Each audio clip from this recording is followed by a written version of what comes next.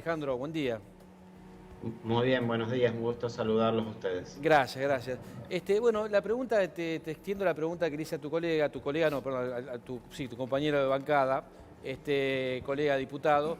Eh, ¿qué, a dónde apuntan ustedes con el tema legislativo respecto de los jubilados? ¿Hay algún proyecto, algo que podamos, digamos, saber? Porque todo lo que va a surgir de ustedes. Sí, ahora hay una gran discusión en el Congreso sobre el tema de la movilidad jubilatoria. Recordemos que la ley de emergencia en diciembre suspendió la ley de movilidad por 180 días y ahora el presidente había enviado al Congreso un nuevo proyecto de ley para suspenderlo por 180 días más y en el medio terminó dictando un decreto de necesidad y urgencia cuando encontró que los bloques de la oposición no consentían en prorrogarla. Y esto es a partir de que creo que está sucediendo la contradicción de que en pandemia decimos que los adultos mayores son el grupo de mayor riesgo, pero a su vez es el grupo sobre el que estamos produciendo un ajuste. Es decir, hay importantes medidas de protección económica y social, sin duda, que se están tomando durante la pandemia y hay que hablar de ellas, pero justo sobre los jubilados es donde estamos produciendo reducciones en lo que le hubiera tocado por la movilidad cobrar en sus Ahora, haberes. yo, Concretamente, los dos decretos que se dictaron para marzo y para junio por parte del presidente le quitaron a los jubilados entre 541 y 14.000 pesos de lo que hubieran cobrado por la ley de movilidad. Ahora, escúchame, la pregunta se las hago a los dos. Tratemos si hay debate que sea cortito para que podamos, para que sea bien extenso el tema. ¿Es tan difícil es hacer una ley de movilidad? Yo, por ejemplo, desde acá, yo soy un abogado, soy un especialista en seguridad social, y digo, me pongo a pensar y digo, ¿cuál sería una buena ley de movilidad? Y yo digo, bueno, la variación de los salarios o la variación de inflación. Lo que mejor, digamos, el índice mayor es el que le aplico. Y se acaba la discusión. O sea, porque acá la realidad es que cuando se habla de aumentos de jubilados es mentira, son actualizaciones. Vos tenés un haber inicial y ese haber inicial no se aumenta. Si no existiera inflación no estaríamos discutiendo de la ley de movilidad. Ahora, como en Argentina tenemos inflación, existen estos manejos espurios en cuanto a ver si le doy más plata a uno, más plata a otro, cuando en realidad la jubilación nace del primer haber. ¿Por qué tanta Sí, discusión claro, sobre lo la que ley de estás movilidad? diciendo yo, sí, lo que estás diciendo yo coincido, conceptualmente no es difícil definirlo, lo que pasa es que acá ocurre que el gobierno no quiere poner los recursos para pagar eso. La ley actual te dice que es el 70% por inflación y el 30% por salarios. Sí. Esa medida daba un 10,9% en junio y se les otorgó solo el 6,12%. Esa medida da para septiembre el 9,88% y el gobierno no quiere convalidarlo porque lo que ha querido es ahorrar recursos, por eso decía, se ajusta justo sobre los adultos mayores, que son el grupo de riesgo. Enero a agosto de este año ha habido un ahorro de 34.000 millones de pesos, informa el Al- IARAF, por la Alejandro, reducción en el Dejalo a gasto Darío, corporal. ahora. Darío, ¿qué sí, decís sí, al respecto? sí, Adrián, mira, no es que sea fácil o sencillo discutir la ley de movilidad, pero si lo hubiésemos dejado atado a la inflación, con este parate que hay, hubiesen perdido. Vos lo decías al principio del programa cuando hablaba de los alimentos que comparto, a veces el esfuerzo para el jubilado, para la tarjeta alimentar, para el IFE, se lo termina llevando algún formador de precio, Algún porque hoy lo vivo. que se mueve es el alimento, algún vivo, lo que vos decías, y es el esfuerzo de todos los argentinos.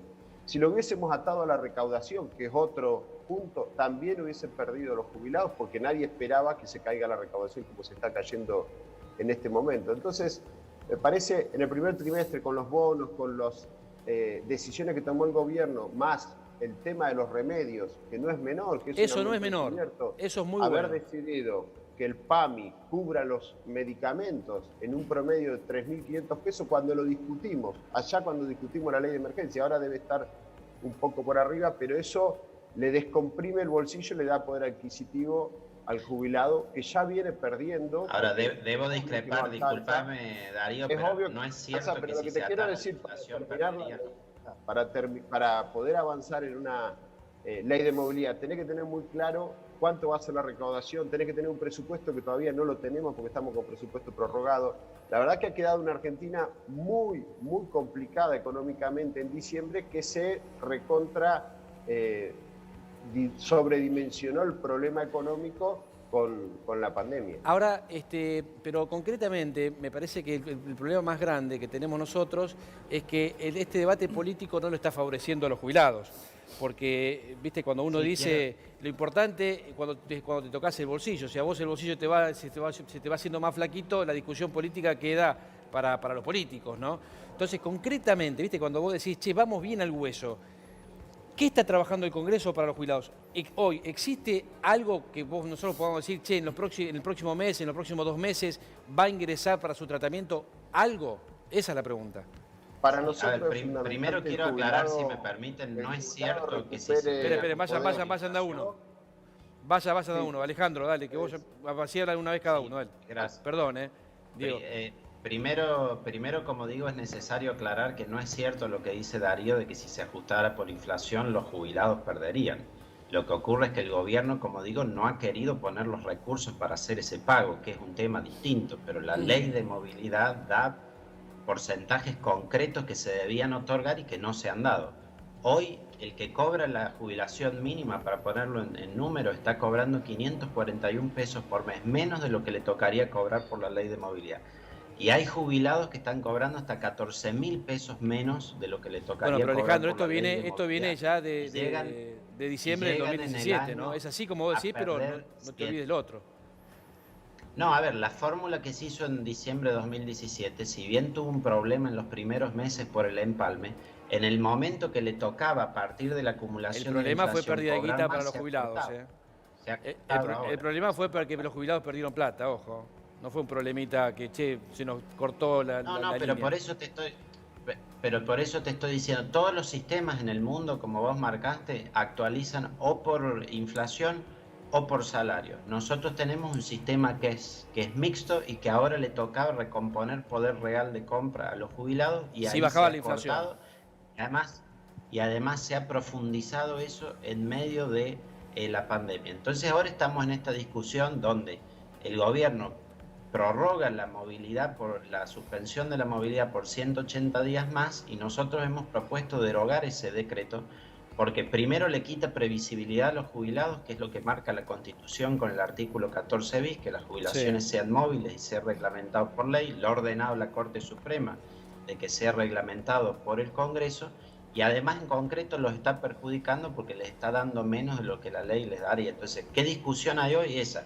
El gobierno mandó un proyecto de ley al Congreso que nosotros nos opusimos, el Interbloque Unidad Federal se opuso. Cuando el gobierno vio que no tenía mayoría, sacó un DNU. Y ahora nosotros hemos propuesto derogar el artículo 1 de ese DNU.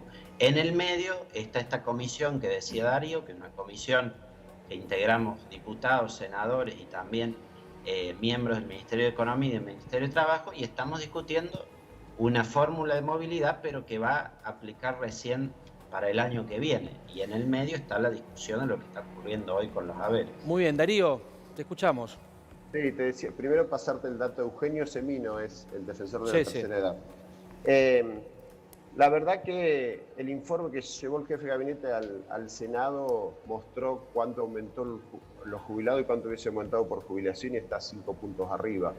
Pero esa no es la discusión. Nosotros lo que necesitamos, y estamos convencidos de que hay que aumentar el poder adquisitivo del jubilado, porque el jubilado consume el 100% de lo que gana, y eso reactiva de alguna forma la economía. Decir esto en un momento de pandemia, de aislamiento, donde está todo parado, es complejo, pero es uno de los objetivos de Alberto y de este gobierno, de que el jubilado vaya recuperando de a poco lo que se perdió en los últimos 4 años. Y los esfuerzos están puestos en eso. Lo que pasa es que hoy la coyuntura también, el IFE, el ATP, la tarjeta alimentar y los remedios, que te vuelvo a decir, no es menor, porque es una fuerte inversión, porque lo pusimos en la ley de emergencia, donde dotábamos al PAMI del presupuesto posible, hace que el jubilado pueda destinar ese dinero que destinaba a los alimentos al resto. Pero por supuesto que hay que recuperar poder adquisitivo de los jubilados, y en eso hay una coincidencia total, te diría, en todos los bloques.